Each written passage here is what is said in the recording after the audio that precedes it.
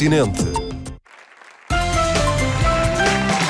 Já de assunto, hoje ainda não provei nada, mas diziam que agora mudamos de assunto para falar do quinto rastreio gratuito da dislexia que vai acontecer amanhã na Clínica Clipêutica no Porto. E por isso vamos apresentar os nossos convidados, a doutora Maria Amélia Dias Martins, doutorada em Ciências da Educação, e também Luís Daniel Teixeira, que vem falar em seu nome próprio, porque vem aqui testemunhar a doença. Vamos falar sobre a dislexia. Um grande aplauso para os nossos convidados.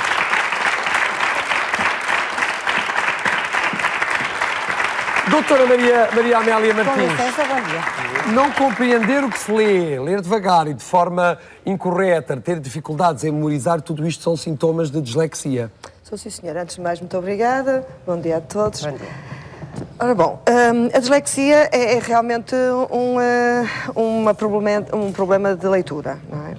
E muitas vezes a leitura, embora possa ter dificuldades para a aprender e para a realizar por diferentes motivos, a verdade é que a dislexia, sendo muito específica e decorrente de estruturas neurológicas específicas, diferentes normalmente das outras pessoas, tem também sintomas diferentes. Efetivamente, as pessoas têm dificuldade em ler de forma compreensiva, a ler de forma com um ritmo normal e comum a todos nós, como qualquer um de nós lê. A pessoa acaba por gaguejar, Ter que voltar atrás algumas vezes, e quanto mais aumenta o texto, pior é a prestação daquela pessoa. E depois, associado a isto, como é óbvio, a atenção centra-se muito mais na forma e muito menos no conteúdo, porque aí é que reside, logo à partida, as dificuldades. A pessoa acaba por não compreender o que lê e muitas vezes até compreende o que lê, ou até aparentemente compreende o que lê, mas a determinada altura não conseguiu apanhar algo que todos os outros apanharam no texto e que aquela pessoa não conseguiu. É o que acontece muitas vezes aos jovens quando chegam ao 9º, 10º ano, que até aí tiveram sempre boas notas, e que chegam àquela altura depois não conseguem e ninguém percebe porquê. Exatamente. Entretanto, Luís Teixeira, obrigada por estar connosco também. Que idade tem? 17. Vou-te tratar por tu, está bem? Vai fazer 18 em janeiro, não vais? Sim, senhora. Pronto, então vou tratar por você. Oh, meu Deus, agora fiquei baralhada. Vai ser maior daqui a menos de um mês. Como é que, a que idade ou a que altura da tua vida é que tu ou os teus pais se começaram a perceber que havia ali algumas dificuldades na leitura, na memorização? Quando eu comecei a sentir dificuldades foi quando me esforçava para tirar boas notas e não conseguia tirar.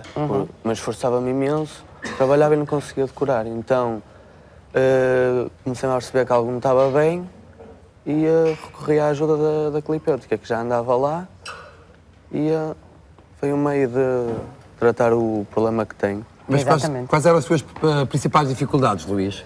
Na escrita, na ler, gaguejava muito e não entendia muito bem o que lia. Tinha que ler 3 e 4 vezes. E a partir do momento em que se detectou que tu tinhas dislexia, que tipo de tratamentos é que fazes? Que tipo de exercícios também, porque passa muito por aí, para que sejas mais ágil? Os exercícios que trabalhamos têm provados na leitura para melhorar, para tentar compreender as palavras, tentar separar para saber o que quer dizer, tentar fazer ligações. Fazemos exercícios de escrita para corrigir os meus erros, que davam bastantes, sempre com base nas minhas dificuldades. Doutora Maria Amélia, a dislexia não tem cura, mas pode ser, com tratamento pode ser atenuada. Exatamente. A dislexia não tem cura. Quem tem uma dislexia fica com ela, não há dúvida nenhuma, não é? Agora, há formas de contornar o problema de forma a que todos nós consigamos, todas aquelas pessoas, que são muitas mesmo, que têm dislexia, consigam ter uma vida sem prejuízos. Não há necessidade nenhuma de ter prejuízos ao longo da vida. Consegue-se viver perfeitamente com dislexia e ter um trabalho, ter um emprego, conseguir ler, conseguir escrever, porque a dislexia, atenção, há aqui uma distinção. A dislexia é um problema de leitura, um problema de escrita, que muitas vezes está associado mas nem sempre. É um problema de desortografia, são situações diferentes e que, e por vezes, e quase sempre, têm intervenções diferentes. Porque quem é disléxico pode perfeitamente escrever na perfeição. Perfeitamente, eu conheço muitos e temos muitos que realmente não têm problemas nenhum em escrever, e o contrário também é verdadeiro, não é? Além disso, ainda pode haver uma disgrafia que não tem nada a ver nem com a capacidade de ler, nem com a capacidade de escrever sem erro, que pode ser o erro ortográfico, como pode ser o erro de construção frásica, que tem a ver com o desenho da letra. O próprio desenho da letra pode ser uma letra completamente ilegível. Exato. E, neste caso, também é uma outra problemática que tem que se encontrar a causa para se conseguir fazer uma intervenção. Não há dúvidas. Uma dislexia, para se trabalhar uma dislexia, ou uma desortografia, uma disgrafia, seja qual for, tem que se fazer um diagnóstico o mais precoce possível, de preferência, se não um diagnóstico em qualquer altura, para que se consiga ter um processo de intervenção perfeitamente adequado e personalizado a cada caso, como é óbvio, não é? É o caso, o rastreio serve exatamente para isso. O rastreio que vai acontecer amanhã. Exatamente. O rastreio vai identificar e fazer a distinção se há probabilidade de ser uma dislexia, porque uma dislexia tem mesmo que ser depois analisada para se fazer uma intervenção convenientemente. Um rastreio é um rastreio, não é? Uma avaliação de uma dislexia é uma coisa que demora horas, não é? Enquanto que um rastreio é uma coisa que vai demorar no máximo meia hora, não é? E, portanto, o rastreio permite, muitos casos mesmo, é possível dizer, olha, sim senhor, isto não há dúvida nenhuma, é mesmo uma dislexia, não é? Noutros casos, será dizer, olha, uma disfunção leitora, de certeza absoluta que isto é uma disfunção leitora. Porque, repara, o que aconteceu, por exemplo, com o Luís, e que ele há bocado não estava a conseguir perceber muito bem, porque, obviamente, esta informação não lhe foi passada na altura, não era muito jovem, foi passada aos pais, não é? Como é claro. Assim, o Luís, tal como muita gente, ao longo de muitos anos, a viver com uma problemática que não estava identificada, cria mecanismos de defesa. Claro.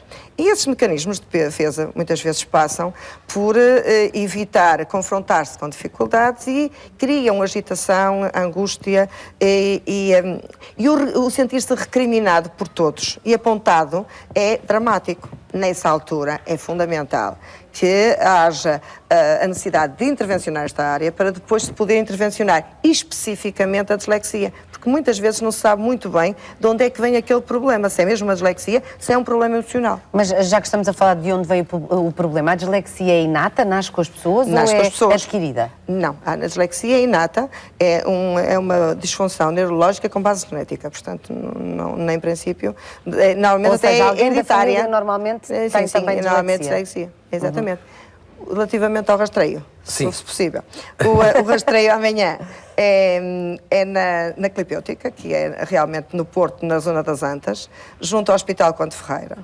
É um rastreio simples, que eu já agora pedi às pessoas para ligarem para o número do telefone da clínica ou para contactarem para o site, que é o www.clipeutica.pt, é facílimo, clipeutica.pt.